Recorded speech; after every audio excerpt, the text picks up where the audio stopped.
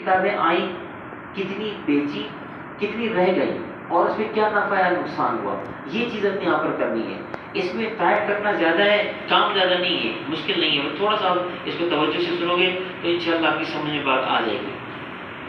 तो मैं दोबारा एमएस एक्सेल पर आ जाता हूँ और मैंने यहाँ पर आकर एक नया सबक खोल दिया। सबसे पहले तो मेरे पास होगा यकीनन सीरियल नंबर ही होगा, तो मैं यहाँ पर आकर सीरियल नंबर डाल देता हूँ और एक से ही मैं इसको शुरू कर देता हूँ। कंट्रोल के साथ ये इसकी तादाद 10 ले लेते हैं, शायद मैं थोड़ी देर में इसका बड़ा कर देता हूँ। फिर यकीनन मेरे पास वहाँ आइटम होंगे, ठीक है। आइटम के बाद वहाँ आइटम के वहाँ तरतीब लिखनी होगी भाई ये क्या आइटम है। जैसे मैं यहाँ पर फर्जी लिख देता हूँ जी कि ये सारे के सारे मेरे पास वहाँ पर आइटम हैं। अच्छा, इसका खाना थोड़ा सा बड़ा कर देता हूँ क्योंकि आइटम का खाना वैसे भी थोड़ा बड़ा होना चाहिए ना। इन सबको मुंतखब करके मैं दरमियान में ही कर देता हूँ और इसको भी जानबूझ के गहरा कर देता हूँ क्योंकि धूप निकल आएगी ना। लेकिन मैं समझता हूँ नज़र तो आ रहा होगा यार, नजर आ रहा ना। अच्छा, अब मैंने यहाँ पर जो तरतीब बनानी है, अगर आपके पास किताबचे हैं ना तो आप किताबचे खोल लो। अगर किताबचे जिन तलबा के पास हैं किताबचे खोल लोगे तो बात ज़रा ज़्यादा समझ में आपको आ जाएगी। सबसे पहले मैं यहाँ पर आकर लिख देता हूँ परचेज। परचेज का क्या मतलब है जी? खरीदना ना। तो मैंने यहाँ पर आकर लिख दिया परचेज, ठीक है जी। और नीचे मैं यहाँ पर लिख देता हूँ जी इसकी सबसे पहले तादाद, जिसको बोलते हैं क्वांटिटी, ठीक है जी। उसके आगे यकीनन क्या होगा जी, इसका रेट होगा, तो रेट मैंने वहाँ पर टाइप कर दिया और उसके आगे इसकी क्या होगी जी, अमाउंट हो जाएगी। बड़ा आसान काम है, सब चीज़ें हमें आती हैं लेकिन थोड़ा सा तरतीब देना है मैंने यहाँ पर। अब मैं यहाँ दरमियान में आके इसको सेल लिखता हूँ। सेल का क्या मतलब जी? खरीदना, बेचना।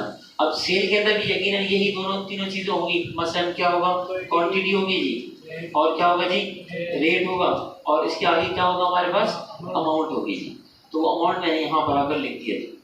तीन चीज़ें मेरे पास इसके अंदर भी हो गई, यानी परचेज में भी तीन चीज़ें हो गई और सेल में भी तीन चीज़ें हो गई। वो चीज़ जो हमारे पास बेचने के बाद बच जाती है, मिसाल के तौर पर आपकी दुकान के अंदर 10 किताबें आई, 8 बिक गई, पीछे कितनी बची? 9, 2 बच गई। वो जो 2 बच गया ना उसको बोलेंगे क्लोजिंग स्टॉक।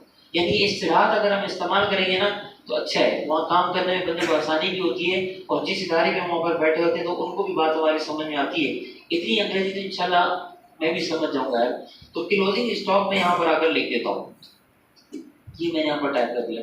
क्लोजिंग स्टॉक में भी क्या होगा जी, वहाँ पर तादाद होगी और यकीनी सी बात है उसकी फिर क्या हो जाएगी मेरे पास वहाँ पर अमाउंट, कि जो मेरे पास वहाँ पर बच गया है। अच्छा, अब इसके बाद यहाँ पर कि जी मुझे कितना नफा हुआ या कितना नुकसान हुआ, मैं फिलहाल प्रॉफिट लिख देता हूँ, ठीक है। अब मैं इस काम को यहाँ पर करते हैं तो सबसे पहले मैं यहाँ पर अगर क्या लिखूंगा जी, तादाद लिखूंगा ना। अच्छा, ये मैं अपनी यहाँ पर करके मुझे इसको ऊपर लिखना था ना, तो मैं काम करते हैं इसको मुंतखब कर लेता हूँ और इसको फिर माउस से खींच के ऊपर ले जाता हूँ।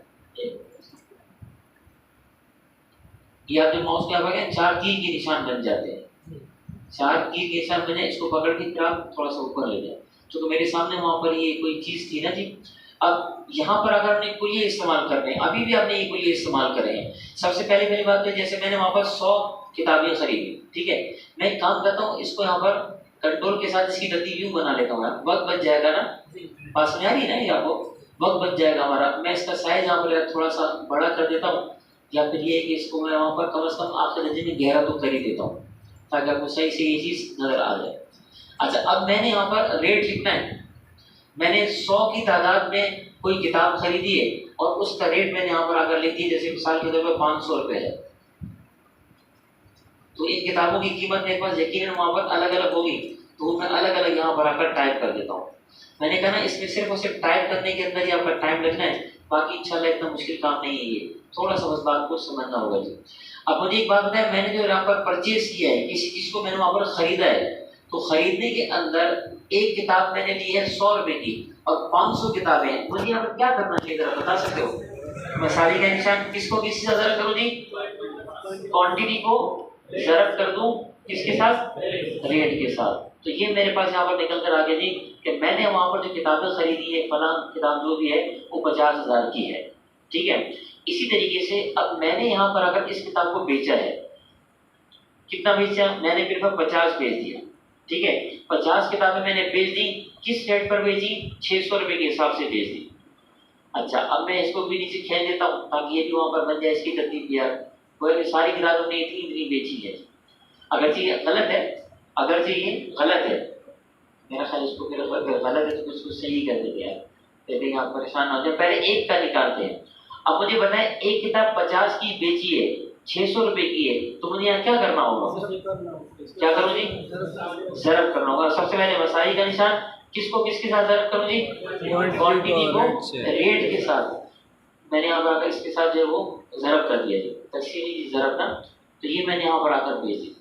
इसी को फिर मैं यहाँ पर अलग अलग किताबें होंगी, किसी में कुछ होगा किसी में कुछ होगा, हम फिलहाल सिर्फ उसे एक या दो की तरतीब बना लेते हैं। अगली मैंने वहाँ पर किताब 25 की तादाद में बेची है, ये वाली मैंने 20 की तादाद में बेची है, तो यहाँ पर आकर उसका नंबर भी वो टाइप कर देता हूँ। ये किताब मैंने 320 की खरीदी है तो मैंने 400 की बेच दी, और अगली किताब मैंने 350 की खरीदी है तो मैंने 450 की बेच दी। तो अब यहाँ पर वही वाली बात, इसी को पकड़ के खींचूंगा तो इंशाल्लाह नीचे भी इतनी तरतीब वहाँ पर खुद ब खुद बन जाएगी।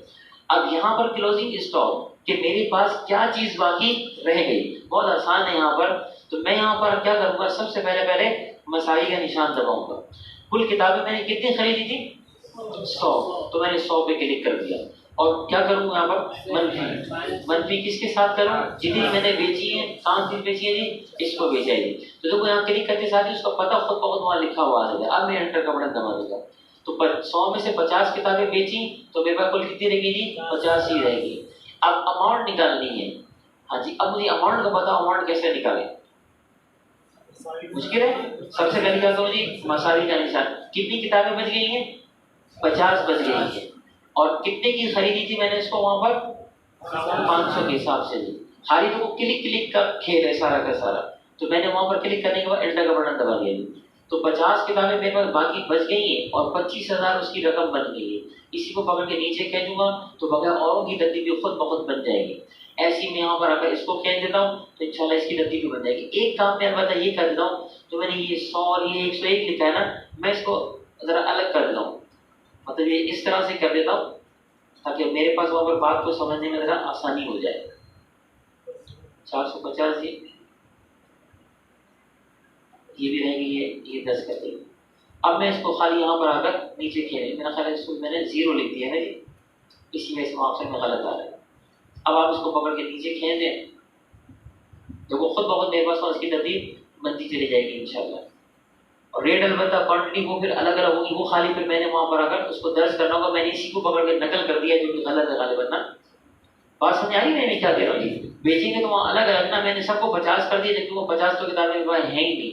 50 इसमें से हाल में मैंने 25 बेची थी नहीं, तादाद मेरे पास कुल कितनी है ना वहाँ पर, उसी हिसाब से मैंने वहाँ पर उसको देखना होगा।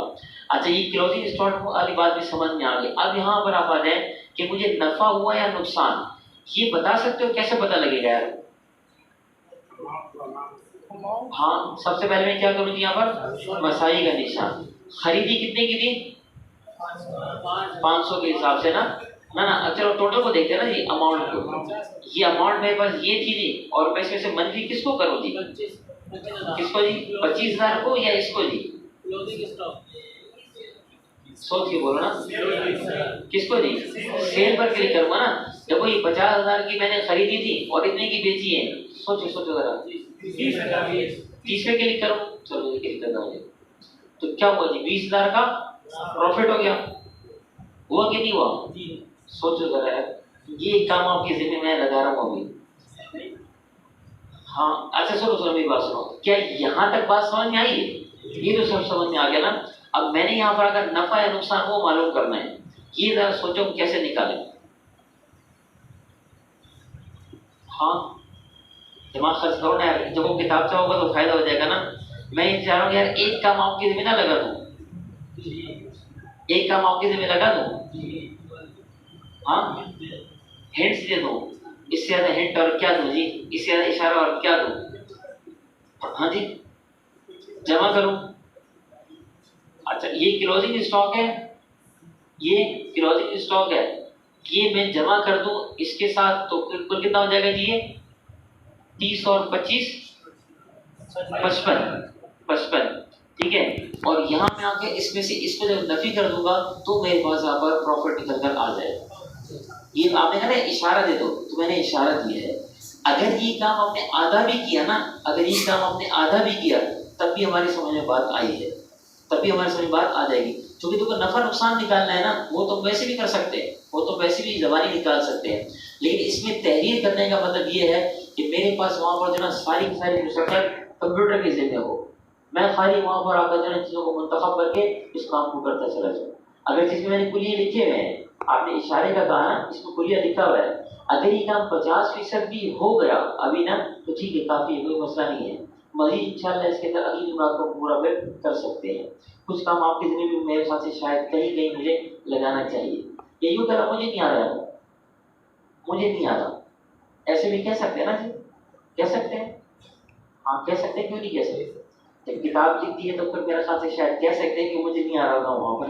खैर है, खैर है, छोटा सा काम आपके ज़िम्मे मैं लगा रहा हूँ इंशाअल्लाह। तो इसको मैं यहाँ पर आधा रहने देता हूँ और आधा आपके ज़िम्मे लगा देता हूँ, बल्कि आधा क्या है, 95% अपने काम किया है, 5% आपके ज़िम्मे लगा देता हूँ। करोगे हिम्मत ज़रा? किताबी में लिखा हुआ है यार, किताबी में लिखा हुआ है, नहीं हुआ तो मैं करवा दूंगा, कोई मसला नहीं है। लेकिन मेरे ख्याल से कोई चीज़ आपके ज़िम्मे में मैं लगा देता हूँ। अब इसको मैं दोहरा दूँ जल्दी से। तो सबसे पहले